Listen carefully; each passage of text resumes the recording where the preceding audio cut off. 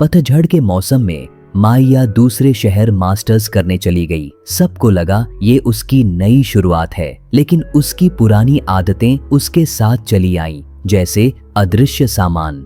उसका छोटा सा स्टूडियो कमरा ध्यान भटकाने वाली चीजों का घर बन गया। घंटे घंटे गायब हो जाते, वो सोशल मीडिया स्क्रॉल करती रहती और अपनी जिंदगी को दूसरों की हाईलाइट वीडियो के साथ तुलना करती रहती। पढ़ाई के ग्रुप बनते, लेकिन वो जाती नहीं। किताबें रखी रहती, धूल जमा करती हुई। एक ठंडी अक्टूबर की दोपहर एक कैफे में बैठे बैठे टाइम पास करते हुए उसने दो लोगों की बातचीत सुनी। वो ट्री कीपर नाम के किसी बुजुर्ग के बारे में बात कर रहे थे। एक ऐसा इंसान जो शहर के पुराने बॉटनिकल गार्डन में रहता था और लोगों की सच्चाइयां पहचान लेता था। उनकी खुद को धोखा देने वाली बातों को भी माइया बुरी तरह परेशान थी। इसी हालत में 3 दिन बाद वो उस गार्डन के जर्जर गेट से अंदर चली गई। रास्ता झाड़ियों से घिरा हुआ था और सीधा एक खुली जगह पर जाकर रुकता था। वहां एक बहुत पुराना बड़ा ओक का पेड़ था।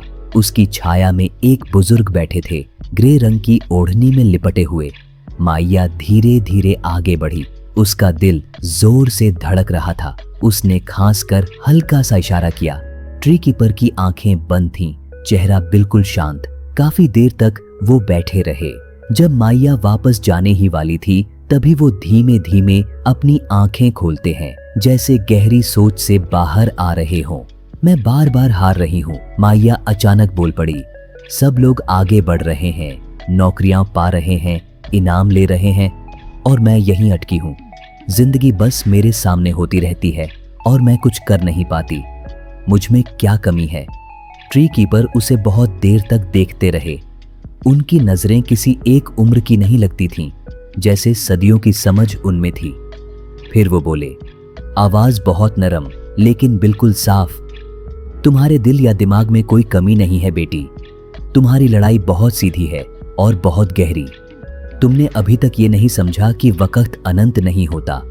तुम उसे ऐसे बरतती हो जैसे तुम्हारे पास अनगिनत कल रखे हों, जबकि असल में तुम्हारे पास सिर्फ यही एक पल है। उन्होंने उसे बैठने का इशारा किया और कहा, सदियों पहले एक दूर के राज्य में एक बादशाह रहता था, बहुत रहमदिल।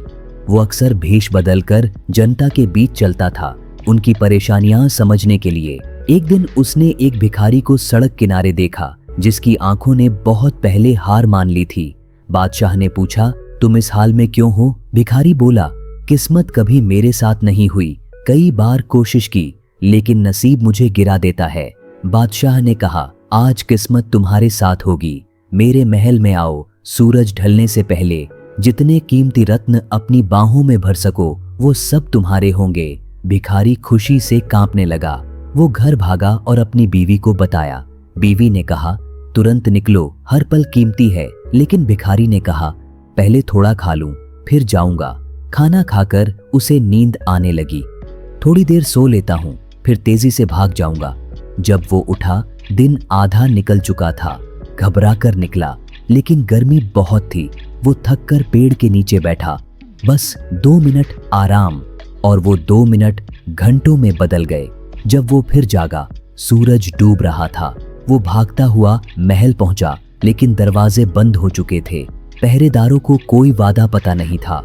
उन्होंने उसे अंदर नहीं जाने दिया। भिखारी की किस्मत ने उसे नहीं रोका था।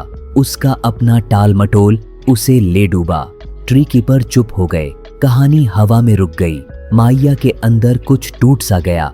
उसने अपने अंदर उसी भिखारी को देखा।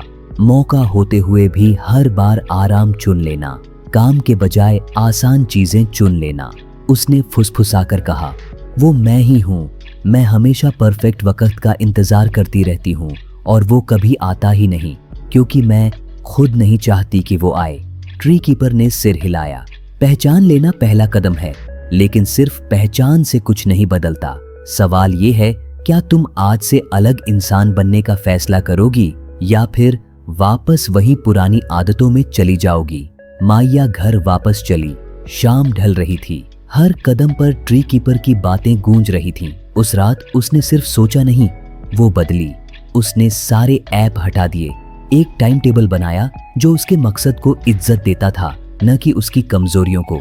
सुबह अलार्म बजा तो उसने अपने आप से बहस नहीं की, बस उठ गई। बदलाव धीरे धीरे आया, लेकिन आया। कुछ दिन मुश्किल थे, लेकिन माइया समझ गई कि डिसिप्लिन भी एक मांसपेशी की तरह होता है, जितना इस्तेमाल करो उतना मजबूत होता है।